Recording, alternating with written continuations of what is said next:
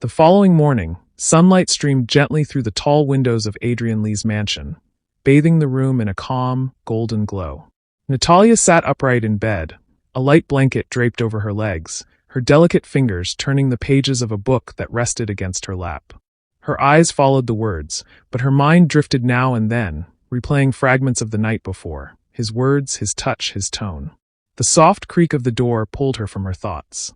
Adrian stepped inside, dressed in a crisp white suit that made his sharp features look almost sculpted by the morning light. He paused at the doorway, gaze steady on her, that quiet intensity in his eyes impossible to mistake. "I see you've taken to reading instead of resting," he said, voice smooth and low. Natalia looked up, a faint smile touching her lips. "I'm tired of lying here all day. Besides," she added wryly, "books don't shoot at me." A soft chuckle escaped him as he crossed the room. Without another word, he leaned in and pressed a gentle kiss to her forehead. The warmth of it startled her, soft, unexpected, and too intimate for a man like him. Her breath hitched. "You shouldn't do that," she whispered, voice trembling slightly as her fingers tightened around the book. He straightened slowly, a faint smirk ghosting across his lips. "Isn't that what a boyfriend should be doing?" he murmured. "Besides, I told you yesterday that I've fallen for you. And I meant every word." His tone was quiet, certain. "I'll wait for your answer, no matter how long it takes." Natalia's heartbeat faltered. Confusion and something deeper flickered in her eyes. "You shouldn't say things like that, Lee," she murmured, her gaze dropping to the book in her lap. "Get used to it, beautiful," he said, his smile softening for just a moment before it faded, his warmth replaced by the chill precision of the man the underworld feared. "I have to leave for a funeral." Her brows furrowed slightly. "Whose funeral?" "Hyunsik's first son," he said simply. Natalia's eyes widened. Adrian's next words were delivered without hesitation, without remorse. "I killed him," he said, as if it were a simple statement of fact. "His father tried to have you killed.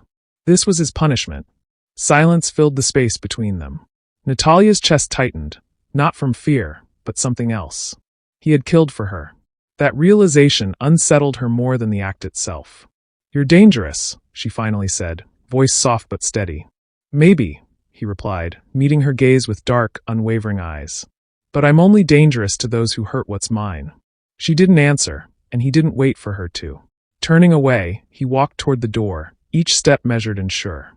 When he reached the compound, the morning light glinted off his white suit as he addressed the guards in a clipped tone. "No one gets near her," he said. "If anyone tries, shoot first, ask questions later." The men nodded in unison. Adrian slid into the leading black car beside Jihoon.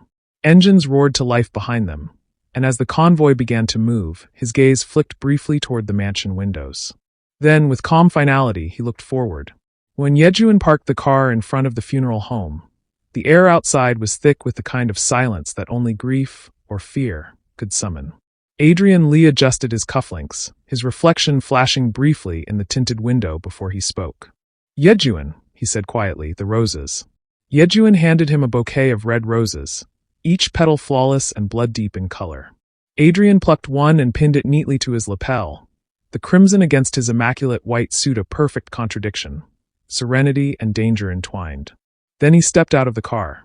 As he entered the funeral home, conversations faltered. Heads turned. The quiet murmurs of guests dissolved into uneasy silence as they took in the sight before them.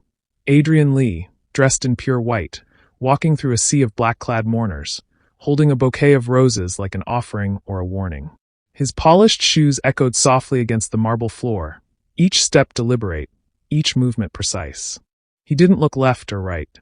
He simply walked through them all until he reached the private room where Zhao Hyunsik and his remaining son, Miho, stood beside the casket. The door closed behind him with a low, final click. Hyacinth's eyes flared the instant he saw him.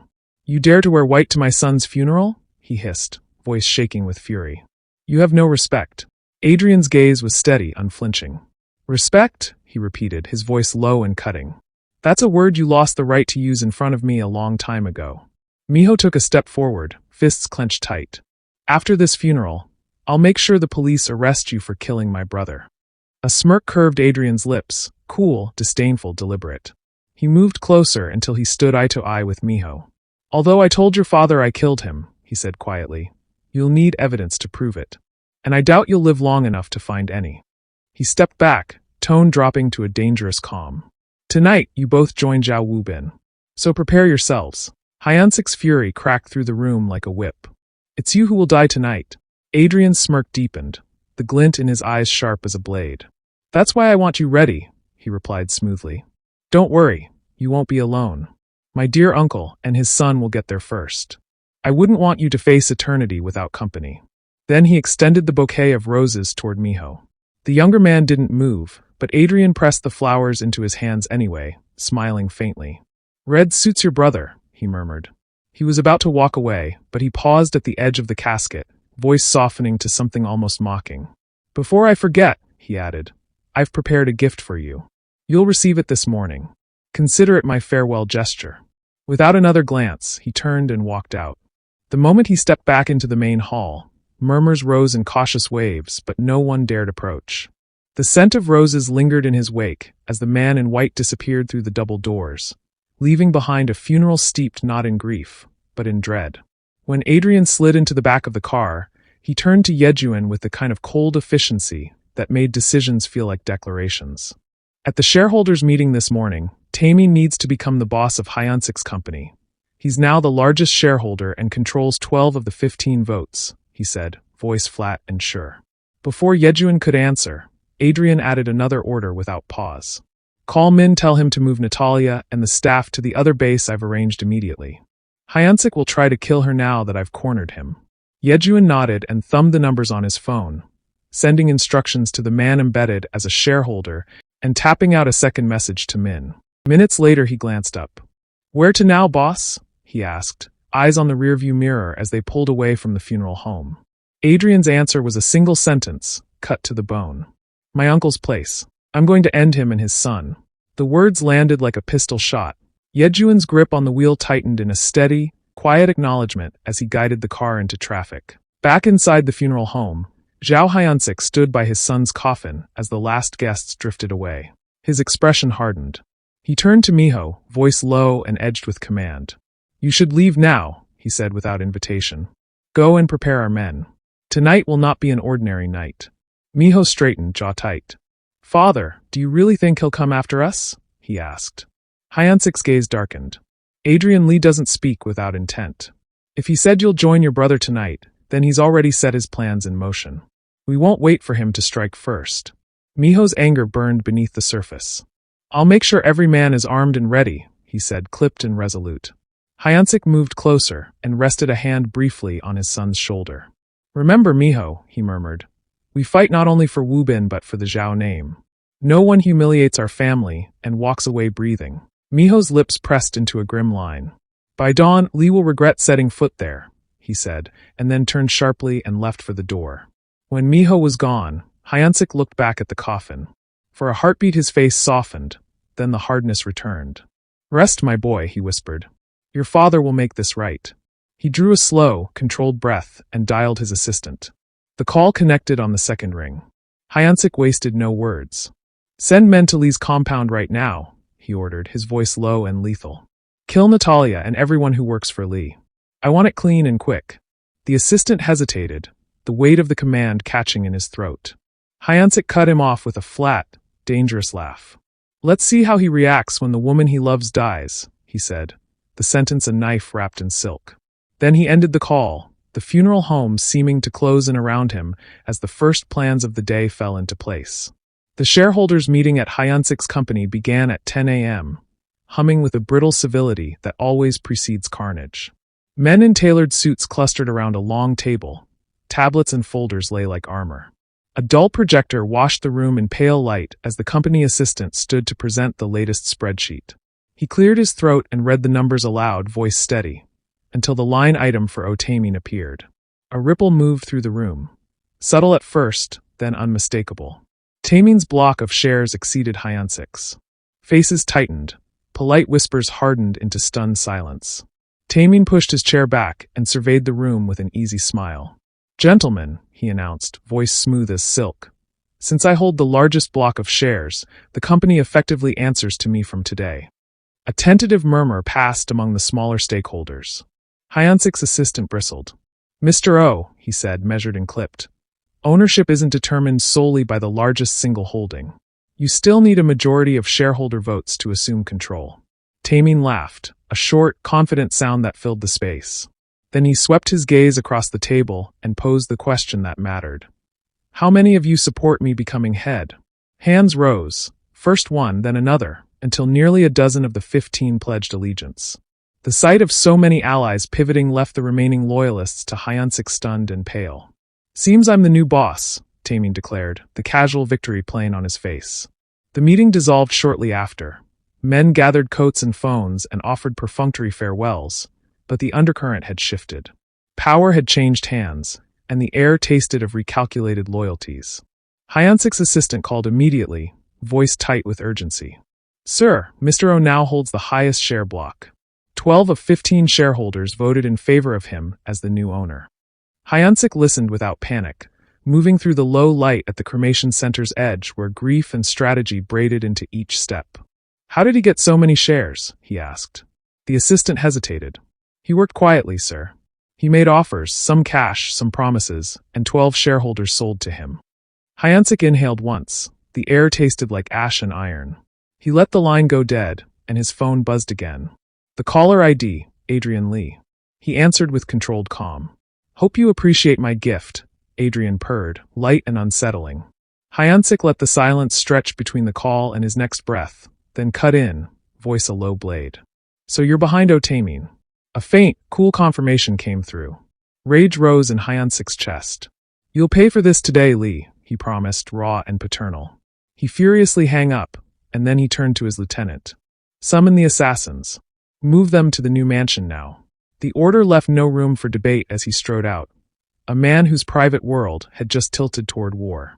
At Lee's base the morning air was still when the call came through.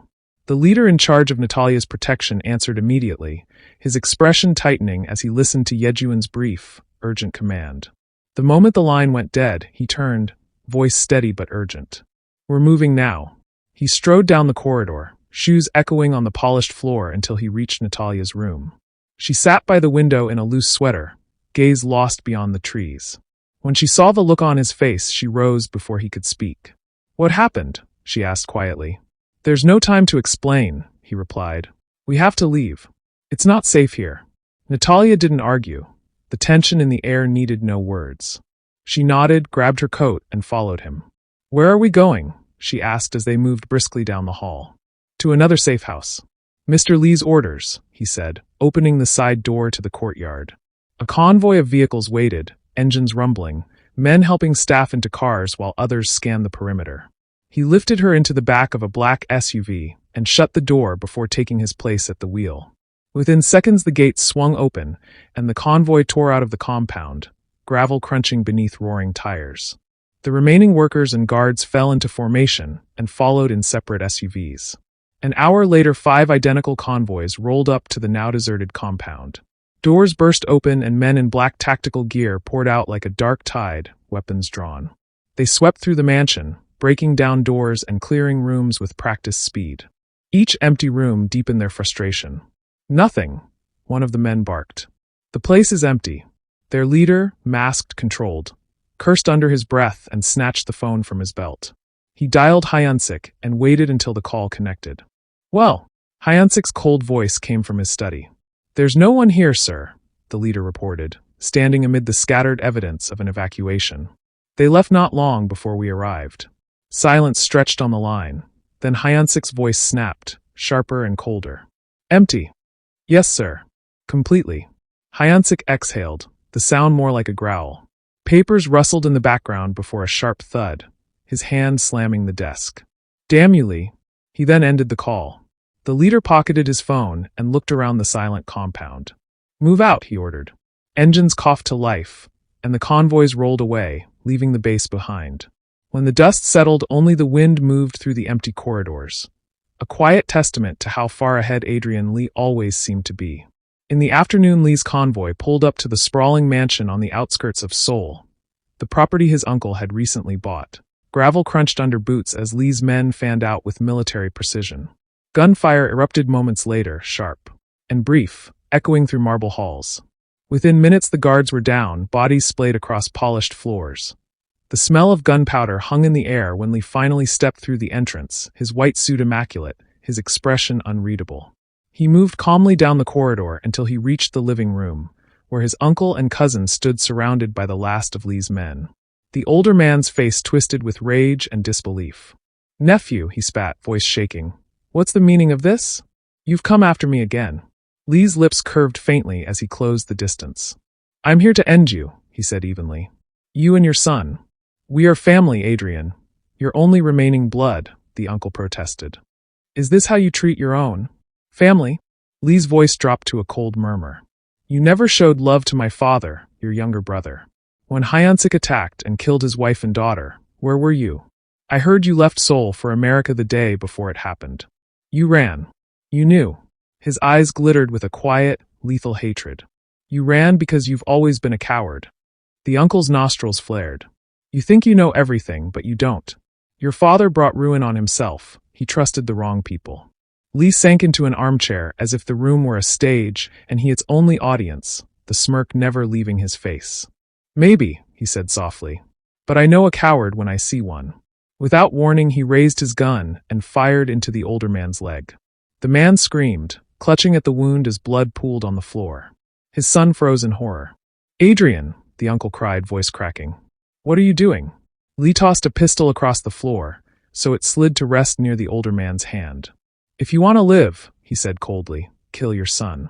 The young man stumbled back, aghast. "Dad, don't," he begged. "You can't listen to him. You're a monster." He spat at Lee, fear and fury in his eyes. Lee leaned back, amusement curving his features. "I've been called worse," he said. 2 minutes, uncle. Decide." The old man's hand shook as he took the pistol. He looked at his son, saw the boy's face, pale and terrified, and something in him snapped. The shot cracked through the room. The young man staggered, eyes wide in disbelief, then slumped to the floor, silence falling like a curtain. "I've done what you asked," the father whispered, voice hoarse, looking up at Lee with a broken, pleading hope. "Can I go now?" "I didn't know you were capable of killing your own son just to save yourself," he said quietly.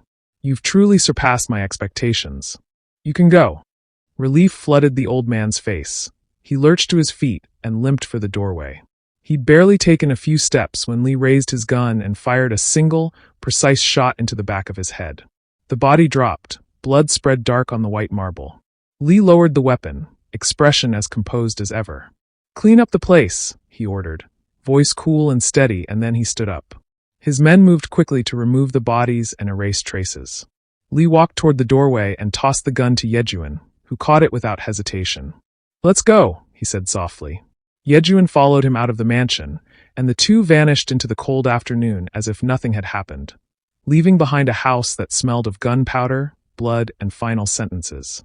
That same afternoon, in a sleek penthouse overlooking Seoul's skyline, Catherine sat with one leg crossed, a tablet balanced delicately in her hand. Sunlight poured through the glass walls, bathing the room in pale light and turning the city's towers into a glittering backdrop. Her manicured fingers scrolled through files, photos, and dossiers on Adrian Lee's men, names, histories, affiliations, until one image stopped her. Natalia. Dark hair, calm eyes, and unassuming smile. Catherine leaned forward, the tablet illuminating her face. "His personal driver," she murmured, disbelief threaded through the words. "For years he let no woman get close. And now there's her." Mr. Williams, standing a respectful distance away, adjusted his glasses. "Miss Catherine, perhaps she's just an employee," he offered, careful. Catherine's gaze snapped to him, cold and precise. "Do I look like someone who believes in coincidences, Mr. Williams?" Her voice was smooth and cutting. "Adrian Lee doesn't trust easily. If she's by his side, she isn't just a driver." Mr. Williams inclined his head. He knew argument would be futile. Catherine's thumb traced Natalia's photo again, slower this time, as if testing the picture for secrets. "Find out who she is," she ordered. "Everything. Where she's from, how she met Lee, every scrap of her past. I want it all." "Right away, Miss Catherine," he replied, already moving toward the elevator. Alone, Catherine remained still, the tablet's glow painting the glass at her back. The city hummed below. She exhaled slowly and let the name fall from her lips like a promise. "Natalia," she said, quiet and venomous. "What have you got that Adrian Lee would keep you so close?" A faint, bitter smile curved her lips. Whatever it is, I'll find it. And when I do, you'll wish you'd never crossed his path. At a quiet, luxurious coffee shop tucked in a corner of Seoul, Hyunwoo sat across from his friend. The rich aroma of roasted beans hung in the air, mingling with the soft murmur of conversation. Yet, despite the calm elegance of the place, Hyunwoo's mind was elsewhere. His fingers traced the rim of his untouched cup, eyes distant as his friend spoke animatedly about a recent business deal.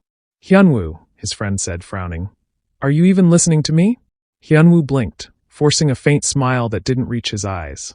What? You've been zoning out since we sat down, his friend said, leaning back. What's going on? You look troubled. Hyunwoo lowered his gaze to the swirling black coffee. It's my mother, he admitted, voice low and strained. She's changed. Completely. It's like she's someone else. His friend tilted his head. Changed? How? She fired the woman I love, Hyunwoo said quietly, frustration heavy in his tone. Said she was distracting me from work. And then, he paused, jaw tightening. She threatened to kill her if I ever saw her again. The words landed like a stone. His friend's eyes widened. Kill her? Hyunwoo, are you sure she meant that? Hyunwoo nodded slowly. You know my mother. She never says anything she doesn't mean. For a moment, silence stretched between them. The soft hum of background music and the clinking of cups seemed louder in the pause. Finally, his friend leaned forward, voice gentle. Maybe she's just trying to protect you. You're her only son, the heir. She probably thinks she's doing what's best. Hyunwoo let out a bitter laugh. Protect me? By destroying the only person who made me feel alive. He shook his head, shadows crossing his face. She doesn't care about my happiness. All she sees is the company, her empire. I'm just another part of it. Don't think too much about it, his friend said carefully, though his conviction was weak. Maybe with time she'll come around. Hyunwoo offered a faint smile, but his eyes betrayed the storm inside. I hope so, he murmured, though he knew better. Adrian Lee sank into the back seat of his black sedan before Jihoon drove the car away from his uncle's mansion. Immediately, he called Jihoon, his voice clipped and precise. I'm heading to the DeLuca mansion. Here's the location, he said, rattling off the coordinates before ending the call. 10 minutes later, the car glided through the gates of the sprawling estate, sunlight bouncing off the polished marble driveway. Lee waited in the vehicle, watching the road, until another sleek sedan appeared behind him. Adrian stepped out, his white suit impeccable, the red rose on his lapel catching the light, as he and Jihoon walked toward the mansion with measured steps. Mario, the butler, emerged from the shadows of the courtyard, bowing slightly before ushering them inside. When they got to the living room, Marie appeared and asked who Jihoon was. Adrian gestured toward Jihoon. Marie, meet Park Jihoon. Jihoon, this is Marie, Mr. Luca's daughter.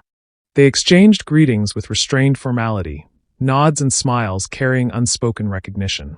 Mario led them down a hallway lined with priceless artwork into a large, dimly lit meeting room where DeLuca waited, the smoke from his cigar curling toward the ceiling.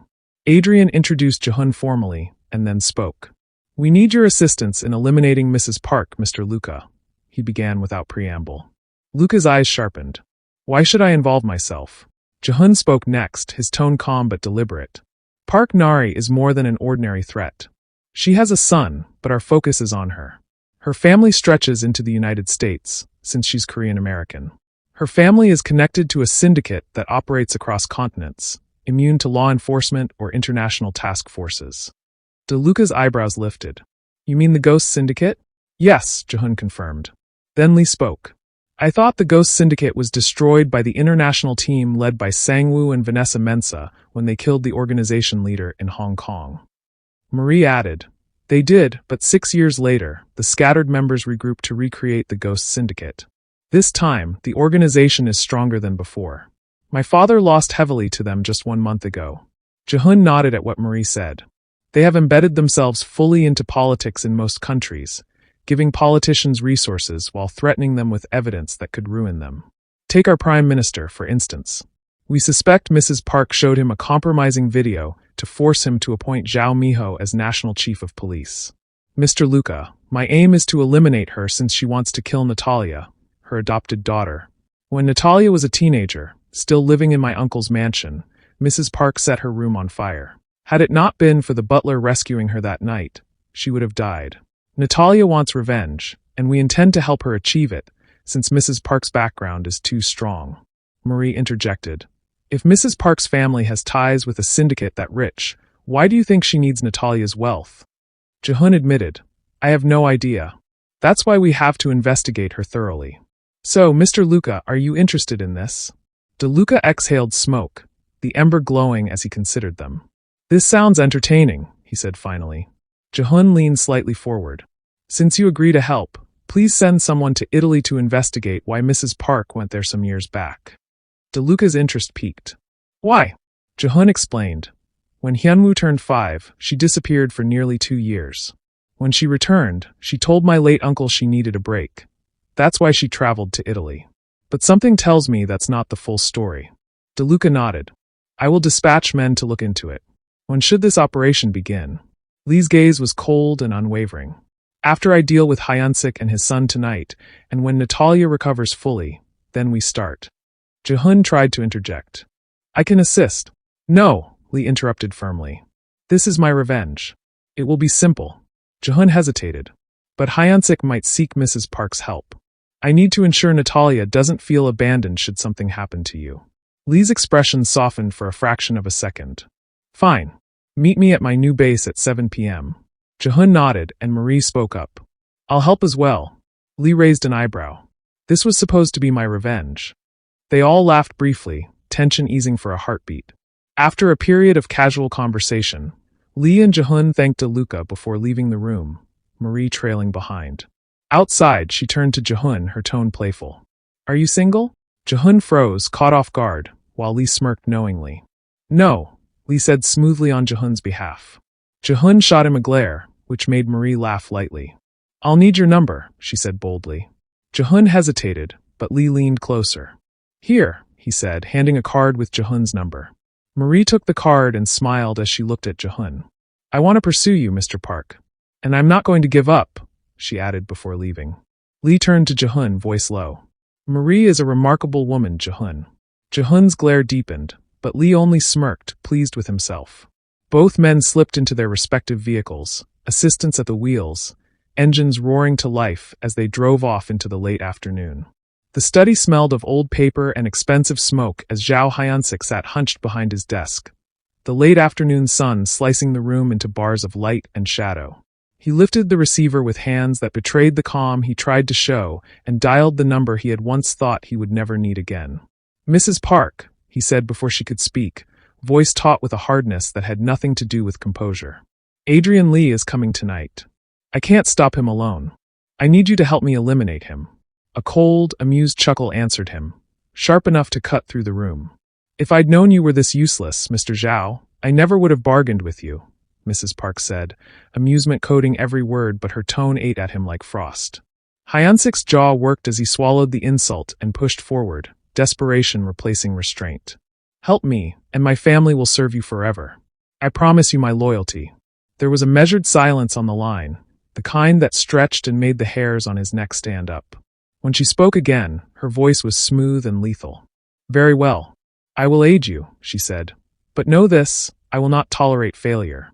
Should you fall to Lee, your bodies will be left for dogs to make a statement about wasted effort. The line went dead without a courtesy goodbye. Hyacinth stared at his phone for a long moment, the echo of her words settling into his bones.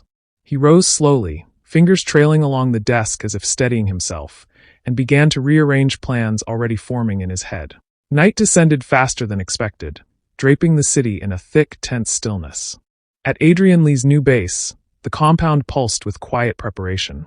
Some of his men were strapping on black tactical gear, others were inspecting rifles, loading magazines, or checking communication lines. Lee stood near the vehicles, already dressed in his sleek black gear, the faint light catching the glint of the blades strapped to his thigh. His expression was cold, but his focus sharp. The moment he turned, he saw Natalia walking toward him, her movements slow and cautious. She stopped in front of him, looking up into his unreadable eyes. Do come back safe, okay? She said softly. For a brief second, something flickered in his gaze, something that almost looked like warmth. Then he smirked, the corner of his mouth curling. Are you showing concern for your man now? He teased. Natalia folded her arms and arched a brow. I just don't want to lose my boss. Especially one who pays handsomely. That drew a low laugh from him, deep and genuine. I'll take that as concern either way, he said, adjusting the strap across his chest. 5 minutes later, headlights cut through the compound as a car rolled in, sleek and black. Jihoon stepped out, dressed in tactical armor, his face a picture of focus. Behind him, a few of his men followed, all geared and ready. He approached Lee and Natalia, a faint smile playing on his lips as he opened his mouth to greet her, only to pause when the sound of another engine filled the air. A second vehicle stopped beside Jihoon's. From it emerged Marie, her hair tied neatly, her figure sharp and commanding in a fitted black tactical suit. She walked toward the group with calm confidence, her presence immediately drawing attention. "Looks like I arrived just in time," she said with a faint smile, glancing at Natalia before giving Lee a playful look. "When do we move?" Lee looked at her, then at Jihoon, his smirk returning. "Right now," he said simply. Engines roared in unison as Lee's convoy prepared to move out. The night air was heavy, tense, charged with the promise of bloodshed. Inside his car, Lee adjusted his earpiece and spoke calmly, his voice cutting through the static. "Everyone stay alert," he warned. "Protect yourselves. Hyunsik will fight back harder than ever tonight." His words carried the weight of command, and silence followed. Across Europe, in a palazzo warmed by late light, an assistant briefed a woman. The report landed like a ripple. Mrs. Park had been failing in whatever she does, and Hyunwoo was under pressure from Mrs. Park. "And Jihoon?" the woman asked without turning from the view, voice cool. "He's allied with Adrian Lee and DeLuca," the assistant replied. "They've formed a coalition to unmask Park Nari. DeLuca's men in Italy are already combing records to discover why she was there years ago. If DeLuca's men in Italy face a wall when doing the investigation, help them out," she ordered. The man inclined his head and left. The door's click echoed softly. The woman walked to the window. In the reflective glass her profile duplicated itself. It was the same face as Mrs. Park. Her lips tightened. "Han Minji, your time would be up soon," she muttered, watching the city below. Thank you so much for watching episode 4 of Seoul Vendetta. I hope you enjoyed every moment of it. If you did, don't forget to like, comment, and subscribe so you'll be the first to catch episode 5. Until then, stay tuned for more twists and surprises. See you in the next one.